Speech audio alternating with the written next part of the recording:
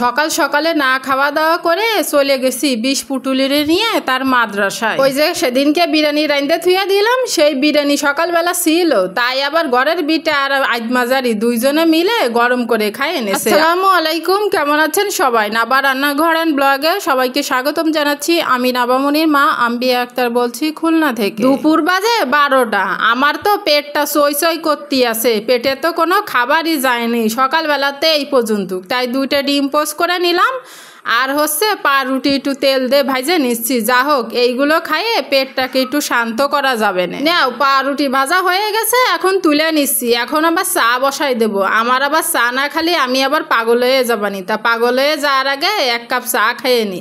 এই যে নাস্তা আর চা একসাথে খাইয়ে নিচ্ছি। ঘরের বিটা আবার নিয়ে আসছিল কয়টা ড্রাগন ফল, মায়ের চোখ ফাঁকি দিয়ে বউরে খাওয়ানোর জন্য চুরি করে রান্নাঘরে পাঠাই দিচ্ছে। কচ্ছে তাড়াতাড়ি খাইয়ে নাও, 20 পুটুলি দেখতে পারলি আর খাতেই পারবো না। তাও আমি চুরি চুরি করে খাইয়ে নিলাম। 20 পুটুলির চোখে ঠিকই ধরা পড়ে গেলাম। এই দেখো দিনি বাইরের দৃশ্যটা কত সুন্দর, সারাদিন বৃষ্টি পড়তিছে।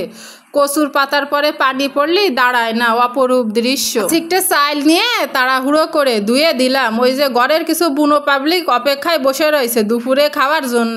আমি যদি না রাইন্দে দিই তাহলে ওরা খাবে কোয়ান্তে? কদিন আশা দিয়ে কোমরে কাপড় বাইন্দে তারপরে তরকারি রান্নার অভিযানে নামিয়ে পড়লাম। কড়া কাকরোল তাই এবার বাইজে নিচ্ছি তেল দিয়ে। খুব ডহের সাথে বাইজে নেবো, যাতে খাইয়ে বুনো পাবলিকগুলো একটু সুনাম কয়। না, ওদের কাছ থেকে সুনাম আশা করা যায় না।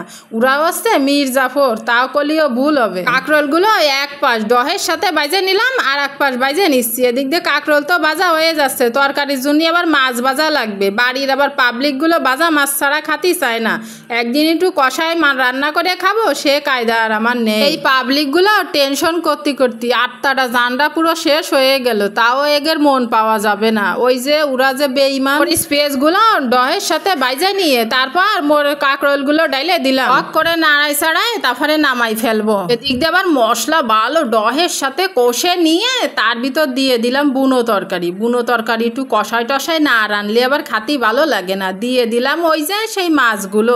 এলাম খালেতে বালতি খানিক পানি, তাই দিলাম গল গলায় ডাইলে। জলের পানি আবার বালতি খানিক না দিলে আবার হয় না। দেখো দিনই তরকারি টুক রান্না করা হয়ে গেছে, এখন নামাই ফেলবো। রে আমার কি আর শান্তি আছে? ওই যে এক পাজা বাসন কোসন রয়েছে আমার জন্য, বলতিছে আমারে মাজবি না, তুই না মাজলি কিডা মাজবে? এইগুলো আর করার, ডহের সাথে বাসনগুলো মাইজে নিচ্ছি।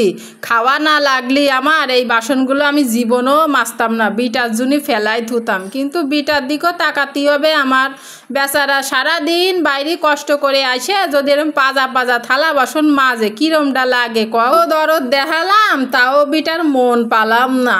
যাবোটা কোন জায়গা? যাওয়ার তো আর জায়গাই নেই। যাই হোক, ঘরের বিটার বদনাম কয়ে কোনো লাভ নাই। দিন শেষে ওই বিটারই ভাত খাওয়া লাগে, আর কারো ভাত খাওয়া লাগে না। এই জন্যই বিটার বদনাম একটু কুমাই কুমাই করা উচিত। তোমরা একটা সত্যি কথাই কও দিনই, বিটার বদনাম করবো না তা কার বদনাম করবো কও দি? ঘরে ওই একটা মাত্র আছেই আমার বিটা, তা তার বদনাম করবো না আমি কার বদনাম করব?